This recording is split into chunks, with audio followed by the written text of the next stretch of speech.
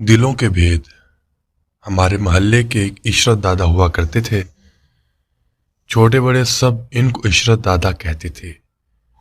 100 से ऊपर पहुंच चुके थे, लेकिन अब भी इनके हाथों पैरों में काफी ताकत थी। बातों बातों में एक बार इन्होंने जिक्र किया कि मुझे एक बहुत पुराना वाक़या याद आ रहा है। ये वाक़या हम तक सीना बा सीना पहुंचा है। मैंने अपने दादा की जुबानी सुना था, जबकि मेरे दादा को भी इनके बुजुर्गों ने सुनाया था। ये वाक़या तब का है जब ईस्ट इंडिया कंपनी ने अपना नया नया ओहद पर कब्जा जमाया था। लखनऊ में जो अंग्रेज कमिश्नर मुतय्यन था वो बहुत सख्त था। इसका एक असूली तरीका ये था कि जल्द अज जल्द आवाम का रहन सहन बोलचाल लिखना पढ़ना सीख लेना चाहिए ताकि आवाम में घुल मिल जाए। कमिश्नर के साथ इसकी एक जवान लड़की भी थी। इसकी बीवी या फौत हो चुकी थी या लंदन में रह गई थी। बहरहाल कमिश्नर अपनी बेटी के साथ लखनऊ में रहता था। एक दिन बेटी ने अपने बाप से इस ख्वाहिश का इजहार किया कि वो हिंदुस्तानी ज़बान सीखना चाहती है। बाप को ये जानकर बहुत खुशी हुई। उसने सोचा अगर मेरी बेटी ने हिंदुस्तानी ज़बान अच्छी तरह सीख ली तो वो इसे किसी अच्छे से ओहदे पर मुतय्यन कर देगा। कमिश्नर ने बेटी के लिए ट्यूशन का बंदोबस्त कर दिया। इन दिनों हिंदुस्तान की सरकारी ज़बान फ़ारसी होती थी। कमिश्नर ने बेटी को फ़ारसी पढ़ाने के लिए फ़ारसी के एक आलम कारी इमाम बख्श को बुलाया। कारी साहब की एक ही शर्त थी कि वो लड़की और अपने दरमियान एक पर्दा हाइल होना चाहिए, तभी वो लड़की को पढ़ाएंगे। कारी साहब ने लड़की को पढ़ाना शुरू कर दिया। ट्यूशन के दौरान अगर नमाज का वक्त आ जाता तो कारी साहब वहीं पर नमाज पढ़ते, या लड़की जब अपना सबक याद कर रही होती तो कारी साहब गुमसुम या खामोश बैठने की बजाय कुरात शुरू कर देते। कारी साहब की आवाज़ में अल्लाह ताला ने ऐसी तासीर अता की थी कि सुनने वालों का दिल इनकी तरफ खींच चला जाता था। कारी साहब बताते हैं, एक दिन लड़की ने मुझसे पूछा कि कारी साहब आप नमाज में और यूं बैठे बैठे क्या पढ़ते हैं। मैंने कहा कुरान शरीफ की तलावत करता हूँ, ये हमारी मजहबी किताब है, मगर तुम क्यों पूछ रही हो। मैरी ने कहा जब आप पढ़ते हैं तो मेरा दिल इसकी तरफ खींचे चला जाता है। मेरी समझ में इसका एक लफ्ज़ भी नहीं आता, मगर मेरा दिल करता है आप पढ़ते रहें और मैं सुनती रहूं। कारी साहब ने कहा यह मेरी आवाज़ का करिश्मा नहीं बल्कि इस कलाम की तासीर है कि दिल में उतर जाती है।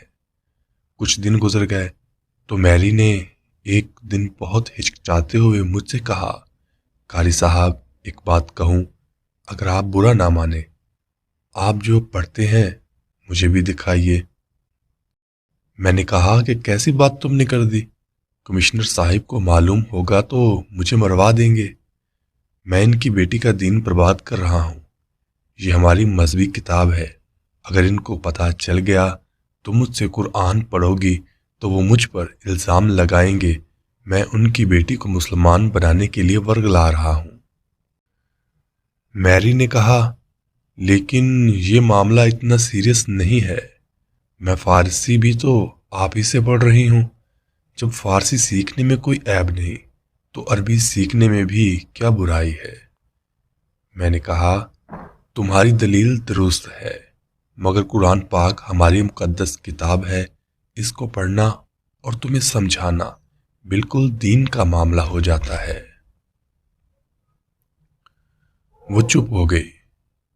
मैं समझा कि इसने अपने दिल से ख्याल निकाल दिया है, मगर वो अपनी जिद की पक्की निकली। कई दिन बाद इसने फिर वही बात की। इसने कहा कारी साहब मैं आपसे वादा कर रही हूँ कि इस बात का इल्म मेरे और आपके अलावा किसी को नहीं होगा और ना कभी कोई आप पर आंच आएगी। मैंने इसको बहुत समझाया। जब मैं हर तरीके से इसको समझाकर थक गया तो फिर मुझे हथियार डालने पड़े। मैंने दिल में कहा अब अल्लाह ही मालिक है, जो मंजूर होगा वो होकर रहेगा। اب وہ فارسی کے ساتھ عربی بھی پڑھنے لگ گئی تھی۔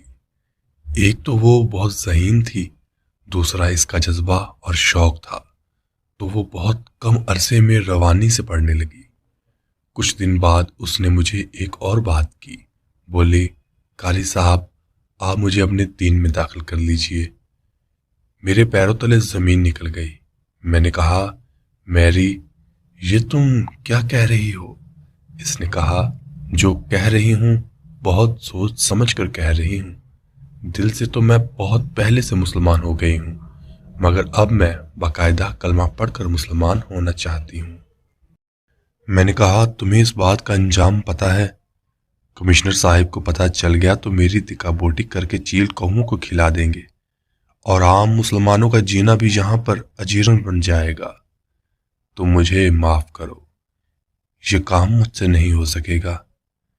جب اس نے دیکھا میں راضی نہیں ہو رہا تو اس نے کہا کہ اگر آپ یہ کام نہیں کریں گے تو میں شہر کی جامع مسجد میں جا کر مسلمان ہو جاؤں گی اور یہ بتاؤں گی کہ قاری امام بخش کی رہنمائی اور ہدایت پر میں نے دین اسلام قبول کیا ہے۔ میں سخت پریشان ہو گیا۔ میں نے کہا اللہ کے لیے ایسا غضب نہ کرنا، پورے ہندوستان کے مسلمان انگریزوں کے زیر عتاب آ جائیں گے، قتل عام شروع ہو جائے گا۔ میری نے کہا تو پھر یہ کام آپ خود کر دیجئے، کسی کو کانو کان خبر نہیں ہوگی۔ میرا وعدہ ہے کہ آپ پر کبھی کوئی آنچ نہیں آئے گی۔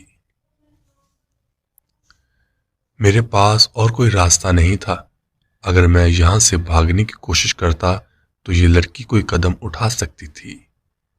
میں نے کہا کہ میرے لیے سعادت کی بات ہے کہ تم میرے ہاتھوں مسلمان ہو۔ تم ضد کر رہی ہو تو میں کلمہ پڑھا دوں گا، مگر یہی درخواست کرتا ہوں کہ بہت پھونک پھونک کر قدم رکھنا۔ میری نے کہا آپ بالکل اطمینان رکھیں، میں اپنا مسلمان ہونا کسی پر ظاہر نہیں کروں گی، نہ خود خطرے میں آؤں گی نہ آپ کو خطرے میں پڑنے دوں گی۔ میں نے کہا کل تم میرے آنے سے پہلے نہا کر پاک صاف کپڑے پہن لینا۔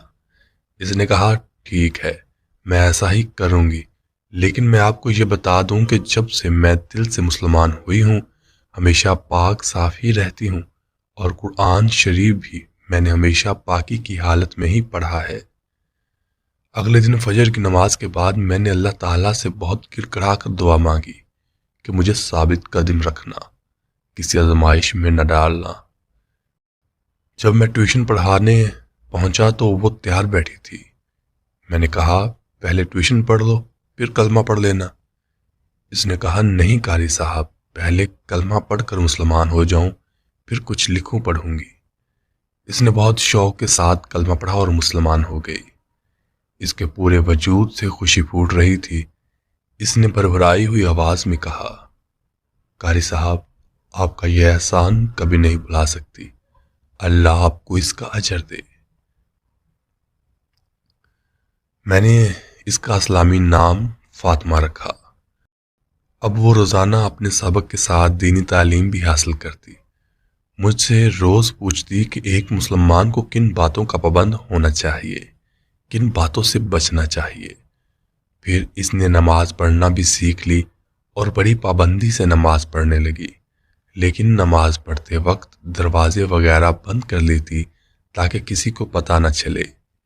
ایک دن اس نے مجھ سے کہا قاری صاحب میں ہولی پرافٹ صلی اللہ علیہ وآلہ وسلم کے بارے میں پڑھنا چاہتی ہوں، ان کی لائف پر کوئی کتاب ہو تو مجھے لا دیں۔ تھوڑی دیر تلاش کے بعد مجھے ایک اچھی کتاب مل گئی جو کہ انگریزی زبان میں تھی۔ وہ بہت خوش ہوئی اور اس نے اس کو بڑے ذوق و شوق سے پڑھا۔ وہ کتاب پڑھنے کے بعد اس میں ایک نمایاں تبدیلی یہ آئی کہ آقا مولا کی ایک ایک بات، ایک ایک انداز اس کے دل میں گھس کر رہ گیا۔ وہ ان کی شخصیت اور کردار سے اتنی متاثر ہوئی کہ اس نے خود کو حت المقام ان کی عادات میں ڈھال لیا۔ یہ کام اس کے لیے بہت مشکل تھا۔ ایک انگریز باپ کی بیٹی تھی، انگریزی ماحول میں رہتی تھی، مگر اس نے بڑے احتیاط سے خود کو سنت کے طریقے پر رکھا۔ وہ اکثر حضور اکرم صلی اللہ علیہ وسلم کے بارے میں باتیں کرید کرید کر پوچھتی، اور جب ان کا ذکر ہوتا تو اس پر ایک جذب کی کیفیت ہو جاتی۔ ایسا فالحانہ عشق میں نے بڑے بڑے بزرگوں میں بھی نہیں دیکھا تھا۔ کچھ عرصہ بعد فاطمہ جب بہت اچھی طرح فارسی لکھنے پڑھنے لگ گئی تو میں نے کہا کہ اب تمہیں مزید ٹیوشن کی ضرورت نہیں، اس لیے میرا آنا ٹھیک نہیں۔ مگر اس نے کہا ابھی مجھے آپ کی مزید ضرورت ہے، مجھ میں مذہبی پختگی نہیں آئے گی آپ کی رہنمائی کے بغیر۔ کمشنر مجھے بہت اچھی تنخواہ دیتے تھے اور اکثر اپنی بیٹی کی تعلیمی پروگرس کے بارے میں معلومات حاصل کرتے رہتے تھے۔ یہ سلسلہ چلتا رہا، وہ فارسی کے علاوہ عربی بھی پڑھتی رہی اور اسلامی تعلیمات بھی لیتی رہی، مگر یہ سلسلہ اس وقت رک گیا جب وہ بیمار ہو کر بستر سے لگ گئی۔ بیماری کی ابتدا معمولی بخار سے ہوئی تھی، مگر اس نے طویل کھینچا اور بہترین علاج کے باوجود اس کی حالت روز بروز بد سے بدتر ہوتی گئی۔ میں اکثر اس کی عیادت کے لیے جاتا اور اس کو دلاسا دیتا تھا کہ تم جلدی ہی اچھی ہو جاؤ گی۔ ایک دن وہ کہنے لگی، قاری صاحب میرا وقت پورا ہو گیا ہے، مجھے کسی کی تسلی کی ضرورت نہیں۔ میں نے کہا ایسی باتیں کیوں کرتی ہو فاطمہ، انشاءاللہ بہت جلد صحت مند ہو جاؤ گی۔ اس نے کہا مجھے تو کوئی امید نہیں، مگر اس بات کو چھوڑیں اور میری ایک بات غور سے سنیں، میں مر گئی تو مجھے ایک انگریز کی حیثیت سے یہ لوگ انگریزوں کے قبرستان میں دفن کر دیں گے، مگر میں مسلمان ہوں، انگریزوں کے قبرستان میں دفن ہونا پسند نہیں کروں گی۔ میں نے کہا مگر یہ کیسے ممکن ہے، تم انگریز باپ کے علاوہ کمشنر کی اولاد ہو، کون اس کو اس کام سے روکے گا؟ اس نے چند لمحے سوچا، پھر بولی ایسا کریں ان لوگوں کو ان کے مطابق اپنے طریقے پر مجھے گورا قبرستان میں دفن کرنے دیں، مگر رات میں آپ کو میری میت انگریزوں کے قبرستان سے نکال کر مسلمانوں کے قبرستان میں منتقل کرنی ہوگی۔ یہ سن کر میری روح کانپ گئی، یہ کوئی معمولی کام نہ تھا، انتہائی خطرناک اور پیچیدہ کام تھا۔ مجھے چپ دیکھ کر فاطمہ بولی، قاری صاحب آپ نے مجھ پر بہت احسان کیے ہیں، یہ آخری احسان بھی کر دیجئے، مجھے پتا ہے یہ بہت دشوار کام ہے، اس میں بہت خطرہ ہے، مگر آپ خود سوچیں میں ایک مسلمان ہوں اور مجھے اسلامی طریقے پر مسلمانوں کے قبرستان میں دفن ہونا چاہیے، میری جگہ انگریزوں کے قبرستان میں نہیں ہے۔ اس نے بہت اصرار کیا، بہت منتیں کی، میں نے مجبوری میں اس سے وعدہ کر لیا کہ میں تمہاری مرضی کے مطابق ایسا ہی کروں گا۔ ابھی ایک ہفتہ بھی نہیں گزرا تھا اس کا انتقال ہو گیا۔ اس کی موت ایسی نہیں تھی کہ ڈھکی چھپی رہتی، باپ پر قیامت ٹوٹ پڑی، اتنے مضبوط اعصاب کا آدمی بھی ٹوٹ کر رہ گیا۔ میت میں لکھنؤ میں موجود انگریزوں کے علاوہ مسلمانوں اور ہندوؤں نے بھی کثیر تعداد میں شرکت کی۔ میں بھی مرحومہ کے استاد کی حیثیت سے شریک تھا، جبکہ میری شرکت اس لیے بھی ضروری تھی کہ اس نے مجھ سے اہم ذمہ داری سونپی تھی، اس لیے مجھے اس کی قبر کا بخوبی تعین کرنا ضروری تھا۔ میں نے خوب اچھی طرح قبر کی شناخت کر لی تاکہ رات کے اندھیرے میں کوئی مشکل پیش نہ آئے۔ فارغ ہو کر جب میں نے غور و فکر کیا تو مجھے یہ بات سمجھ میں آئی کہ یہ کام میں اکیلا نہیں کر سکوں گا، اس کے لیے مجھے چند لوگوں کی ضرورت پڑے گی۔ بہت سوچنے کے بعد مجھے اپنا ایک عزیز ترین دوست حافظ علی یاد آ گیا، جس پر میں بھروسہ کر سکتا تھا اور جو میرے ساتھ دے سکتا تھا۔ میں نے وقت ضائع کیے بغیر اس سے رابطہ کیا تو ساری بات کی۔ اس نے کہا تم پاگل ہو گئے ہو، اس بات کی سنگینی کا تمہیں علم نہیں، قبر سے لاش چرانا ہی کوئی معمولی جرم نہیں، اس پر لاش بھی زنانہ اور وہ بھی جوان کنواری لڑکی کی، اگر پکڑے گئے لوگ ہمارے بارے میں کیا خیال کریں گے، کیا کچھ نہیں سوچیں گے، اور پھر وہ لاش بھی انگریز کمشنر کی بیٹی کی۔ میں مایوس ہو گیا، میں نے کہا تم نے جن خطروں کا ذکر کیا ہے میں بے خبر نہیں ہوں، میں پہلے ہی غور کر چکا ہوں، مگر ان تمام خطرات کے باوجود یہ کام کرنا ہے۔ اس نے کہا، میں تمہیں یہی مشورہ دوں گا، تم اس خیال کو دل سے نکال دو۔ ٹھیک ہے، تم نے مرنے والی سے وعدہ کیا تھا، مگر ایسا وعدہ کہ جس پر نبھانے کے لیے تم خود کو اور دوسروں کو مصیبت میں ڈال دو، یہ صحیح نہیں۔ قبر سے کیا ہوتا ہے؟ قبر میں تو محض جسم ہوتا ہے۔ وہ مسلمان ہو گئی تھی، اس کی روح کو اللہ نے مسلمانوں کے درجے میں رکھا ہوگا۔ میں نے کہا، اگر تم میرا ساتھ نہیں دینا چاہتے تو مت دو، میں یہ کام اکیلے ہی کروں گا۔ وہ تھوڑی دیر مجھے ناراضگی میں دیکھتا رہا، پھر بولا، اگر تم مرنا ہی چاہتے ہو اور اپنے ساتھ میرا بھی بیڑا غرق کرنا چاہتے ہو تو یہی صحیح، مگر پھر بھی یہ کام 2 آدمیوں کا نہیں، کم از کم 2 اور آدمیوں کی ضرورت پڑے گی۔ میں نے کہا، وہ باقی 2 آدمی کہاں سے آئیں گے؟ اس نے کہا، جہاں سے بھی آئیں، بہرحال انتظام کرنا پڑے گا۔ میت کو تم کندھے پر تو اٹھا کر نہیں لے جاؤ گے، کھاٹ پر تو رکھنا پڑے گا، اور کھاٹ کو لے جانے کے لیے کم از کم 4 آدمی ضروری ہوتے ہیں۔ تھوڑی سوچ و بچار کے بعد حافظ نے کہا، میرا خیال ہے کہ میرا شاگرد سلطان ایسا انسان ہے کہ جو میری بات رد نہیں کرے گا، اس سے بات کر کے اس کو منانا پڑے گا۔ سلطان ایک 25 سالہ نوجوان تھا جو کہ قرآن پاک حفظ کر رہا تھا۔ وہ اپنے استاد کی بہت عزت کرتا تھا۔ اس نے ساری بات سنی، بڑی سعادت مندی سے کہا، حافظ صاحب، آپ کا حکم میرے سر آنکھوں پر، یہ کام مشکل اور خطرناک تو ہے، مگر میں آپ کی خدمت کر کے بہت خوش ہوں گا۔ حافظ نے کہا کہ ہمیں ایک بندے کی اور ضرورت ہے جو ہمارے لیے مددگار ہو۔ اس نے تھوڑی دیر سوچا، پھر بولا، میری نظر میں ایک آدمی ہے، مگر وہ غریب آدمی ہے، محنت مزدوری کرتا ہے، اگر اسے کچھ پیسے دے دیے جائیں تو انکار نہیں کرے گا، قابل اعتماد بھی ہوگا۔ لوڈن نام کے شخص سے سلطان نے ہمیں ملوایا۔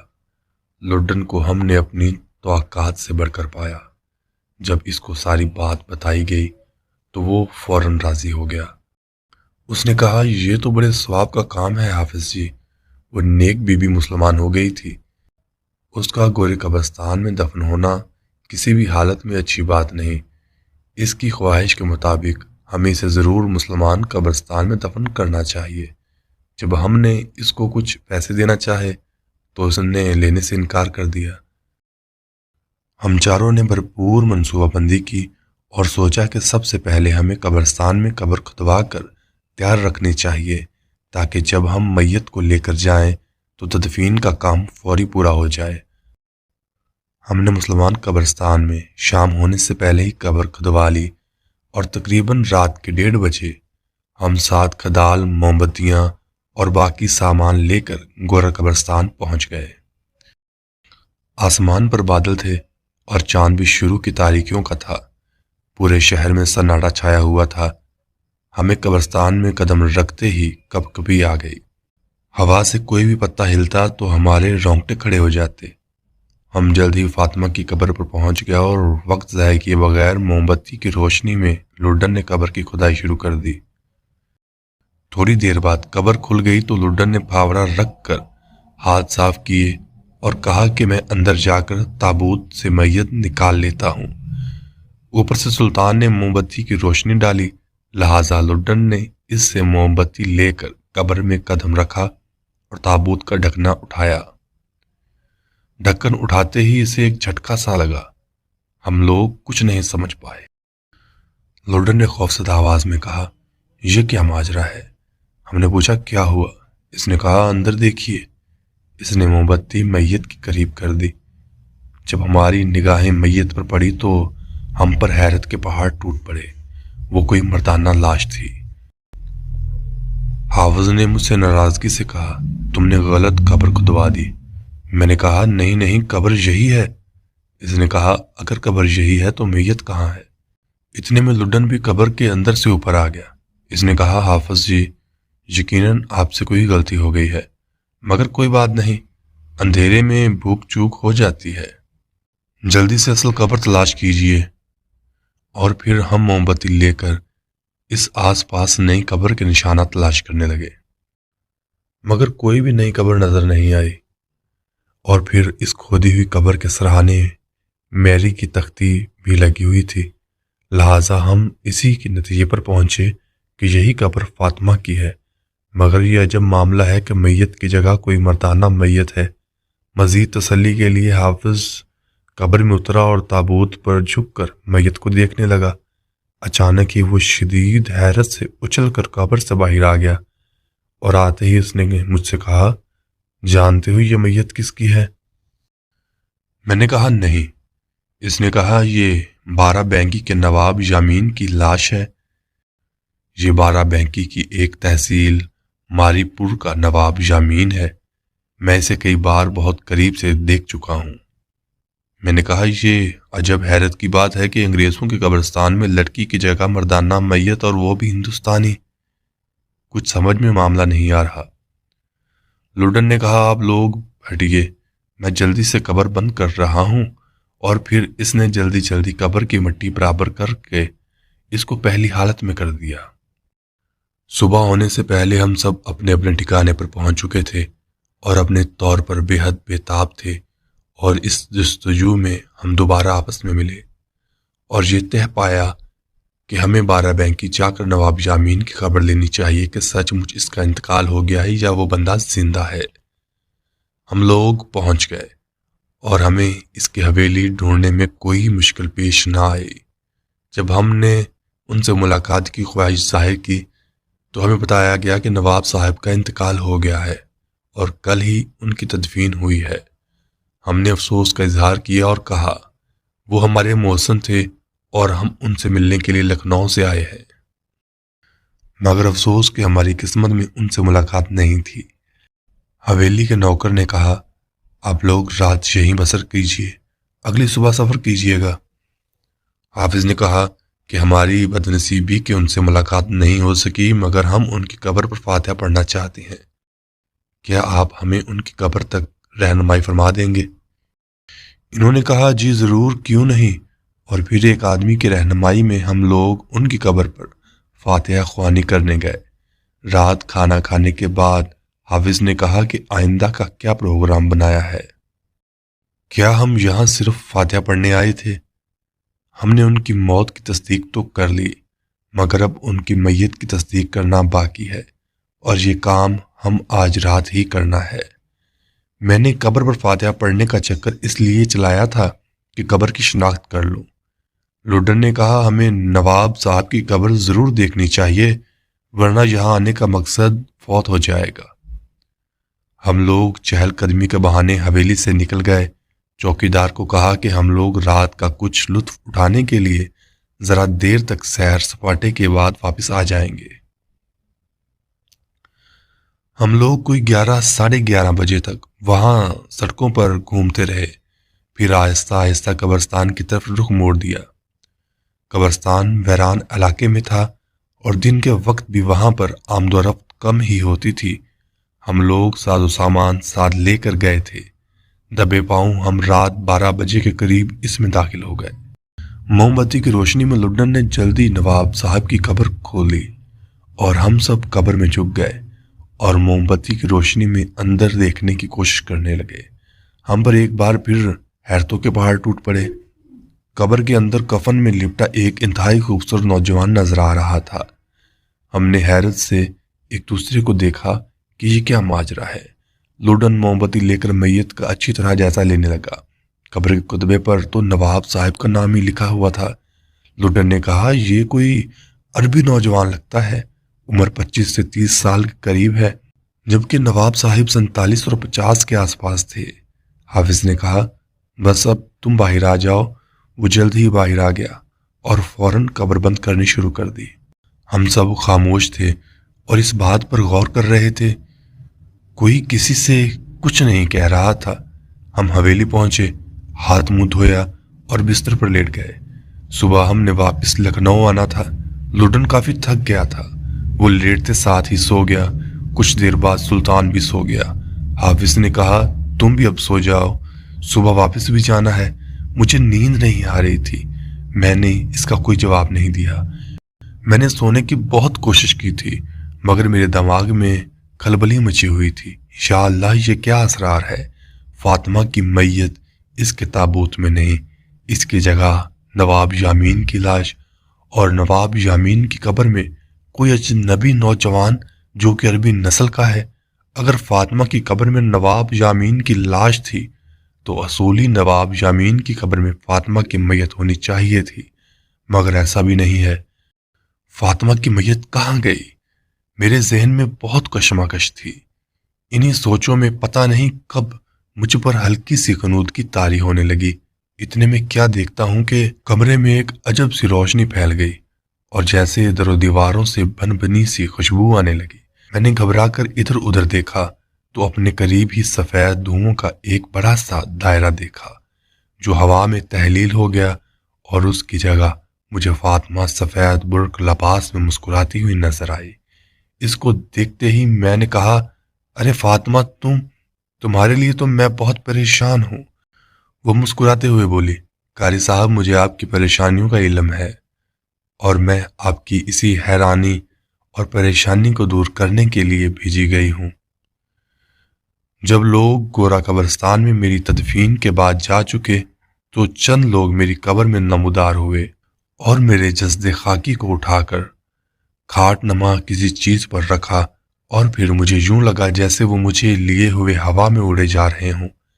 اچانک مجھے محسوس ہوا کہ انہوں نے کسی جگہ میری کھاٹ رکھ دی ہے۔